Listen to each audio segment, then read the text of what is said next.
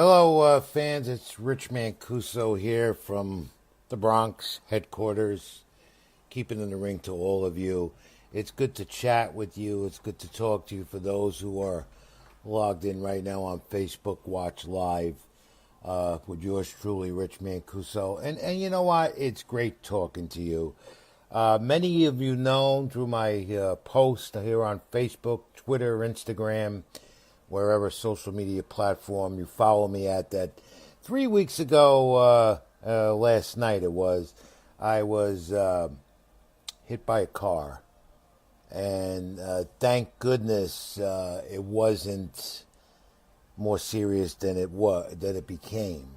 And as I sit here and talk to you this Saturday late afternoon in the winter, in January, and spring training 3 weeks away with baseball that I love so much, boxing in full gear with the boxing season, and a major fight tonight with Broner and Pacquiao on Showtime pay-per-view.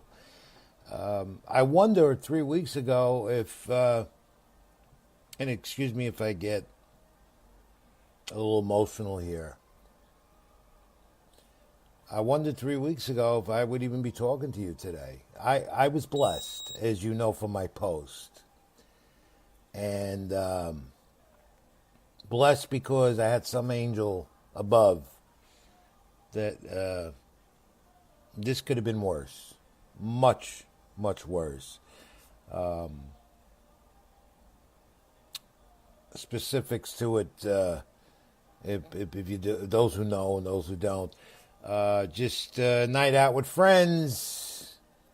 I don't drink, so that was not an issue. Go to the store, get dropped off. I'm walking in my neighborhood in the Bronx, in the Pelham Bay area where I am.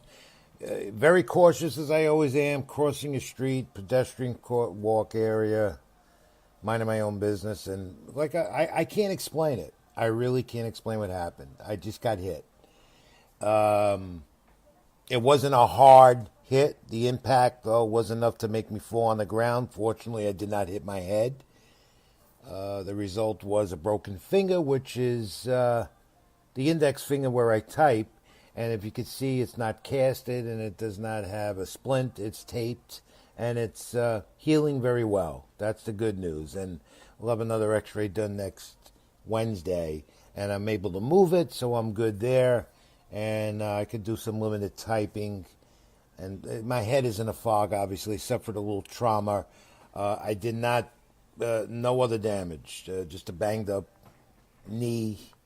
I'm able to get that taken care of, and then you get this condition called vertigo, which some know about, many don't. And if you do know about it, it is a very inconvenient, nasty condition, because whether the fall caused it, the trauma probably did. You just feel like, and I could explain it, you feel like you're drunk every day without drinking. You're in a fog. You're here, but you're not. And you're not able to really function the way you want to. Noises bother you. It's almost like a minor concussion because you fell, but not on your head. So like an athlete who's been on the DL, that's me, and the doctors wanted me to get a lot of bed rest, which I've been doing, fluids I've been doing, eating right, which I've been doing, all that stuff. Other than that, I feel fine. It's just that what happened was the fall caused a little trauma, which caused vertigo, which also makes you dizzy. Sometimes when you walk, you feel like you're going to fall, but it seems to be getting a little better, but it's not there, and I'm just not ready to go at it 100%. But by next week, I hope to be, and so you'll see more posts from me again, whether you like them or not. More writing, NewYorkSportsDay.com, LatinoSports.com, BronxChronicle.com, and numerous other places that I write. And anxious to get a new boxing show on the Fantasy Sports Network off the ground. We shot the pilot, it's out, and now we're just awaiting word when it would debut with me and Wally Matthews, the renowned New York sports scribe and boxing guy as well, and a colleague of mine for years, and Brian Adams, a former amateur champ and pro fighter. But all of that is incidental when you think about what I've been through emotionally, physically, and hope that you don't want you know that you don't look. These are things about life. I guess you just have to look at life every day as the unexpected, and the hope is that you walk out your door every day. You bless the Lord that you're alive and well, and get home safe. And thank God I got home safe. I did not call EMTs. I was able to get up. I was more stunned than everything, and everybody's asking, why didn't you do this? The guy came out of the car, checked me. I just wanted to get home, and I did. But the next day it started to bother me, and that's when I started seeking the medical attention, and I've been down ever since, really. Little by little trying to get back to normal, but it's difficult. And with Verigo, the condition as it is, called, with an imbalance and all that, it's tough. It's tough. But I'll be ready.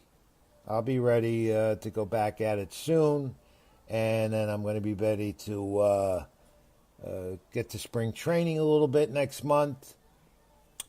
3 weeks, pitches and catches, believe it or not, baseball spring training, and then the new baseball season upon us at the end of March.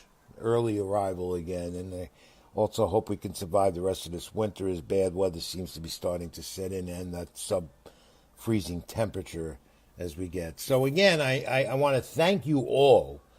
Your prayers and your well wishes definitely have helped me. It's made me feel so much better than knowing that I do have friends out there, many of you that I do know very well, colleagues that I work with, fans that I've become associated with, and general followers of me on Facebook and Twitter and social media platforms that follow me, Rich Mancuso, over the years and as of now, and as it keeps growing every day. And you're like an extended family to me. I do have a family. I don't talk much about my private life, and they've been very supportive. But friends are so important when you're down and out, and I've been blessed to have that these last few weeks. And I want to thank you from the bottom of my heart for your prayers and your well wishes. Every message that I've got, every word is coming to. I've been able to take it in, and bless the Lord every day that you're out there and that you are a part of my life. Whether you agree or disagree with my viewpoints, and many of you agree with me, thank goodness for that. But it makes you think. It makes you think that you should take life serious, and you should look at the ups and downs of life, and you should always thank the Lord that you're here every day, and that there are those that are not as blessed. And believe me, I know, because over the last few years I have lost not only personal friends and family, be tragedy, illnesses or whatever, but the Lord has given me that chance to continue. And I came close. I thought all of a sudden, 3 weeks ago on Friday night, that all of a sudden this was coming to an end. And I miraculously, like a fighter in the 12th and final championship round, getting knocked down, came right back up. And I thank goodness I didn't hit my head. So again, thank you very much. I love you all. And I really appreciate your continued support, and continue to get more followers here for Rich Mancuso here on Facebook, Twitter, Instagram. The boxing show is going to be exciting. We hopefully will have an air date for that. Sports with Rich will come back soon, I hope. And again, I'll be writing constantly again for New York Sports Day, Latino Sports, Bronx Chronicle, and so forth. And by the way, I want to thank my editors and publishers who have stood with me through all this. Tough time. Again, I look fine, but I don't feel fine, and I'm recuperating, as you see. I want to thank Joe McDonald for New York Sports Day, Julio Porbone, Latino Sports, Sal Conforto, and others at the Bronx Chronicle, and those from all the major, the professional leagues, the Mets people, the Yankees people, and those are my great friends and extended family in the boxing community who have offered their best wishes to me. And it really makes you think, you're in this business, and I've been in almost 38, 39 years, whatever it is now. that sometimes you don't have friends. You just do your job and that's it. You go and you come home, you do your work, that's it. But when you have longtime colleagues and you have people in the business that reach out to you when you're in need, and when you really need that thought and prayer, and they're there for you, it makes you really think. It really does. You hold on to them. You hold on to them. And take life every day as it is, ups and downs, and realize that you're here and that you're blessed to be here, whether you're a sports fan or not, whether you disagree with Donald Trump or not. Life is precious, and you should hug someone every day. Stranger, friend, whoever it is, do it. It'll make you feel better, make the other person feel better. And I certainly would hug you all as I'm doing this right now through my words. So let me just give a few thoughts now about some baseball, boxing stuff, and whatever, and try and get some of your questions answered in the few minutes of time I have, because my energy sometimes lapses. It goes down real quick. And hopefully, again, in the next few days, by next week, I'll be back to normal. I pray and hope that happens. First, I want to address, before I get to the baseball, this is boxing season. We know about that. And there's in these major fights that are coming up left and right in boxing, because there's a lot of money in the sport. There's no doubt about it. There's a lot of money in the sport. You can start with Canelo Alvarez and that contract with DAZN, the DAZN network, and how Canelo is going to defend now the title, the second fight with Matchroom and DAZN against Danny Jacobs in May for the middleweight title. And that's the richest athlete in sports, Canelo Alvarez. And you could look at Earl Spence, and you look at that welterweight division, as I always rant and rave and how good it is. And tonight, pay-per-view Showtime, Adrian Broner and Manny Pacquiao, the only 8-division champion in boxing, who continues at 40 years of age and defends a WBA title in the welterweight division. And does Broner have a chance? Yes, he does. The Pacquiao is my overwhelming favorite to win this fight, and I think he'll do it by knockout. Broner does present the challenge, but Manny Pacquiao at 40 years of age is still quick and strong, and doesn't look like a 40-year-old fighter. Remember, this is a Hall of Famer to be, who's never backed down on a challenge. And most of all, Pacquiao wins this fight. It is inevitable. It's going to happen. And my sources are telling me that it will. It's inevitable when they'll do it, but they've already been meeting. You see social media that they've meet and greeted again. Pacquiao and Mayweather will do it again. Will it have an impact of the first fight? It'll have an interest. Will it make as much money? No. But that's definitely going to happen. I couldn't pinpoint when, but if it had to be, I would say Pacquiao fights twice a year as he continues his journey to this legacy. I would think in the fall, maybe September or November, because he is that senator from the Philippines and he has his obligations over there to do that.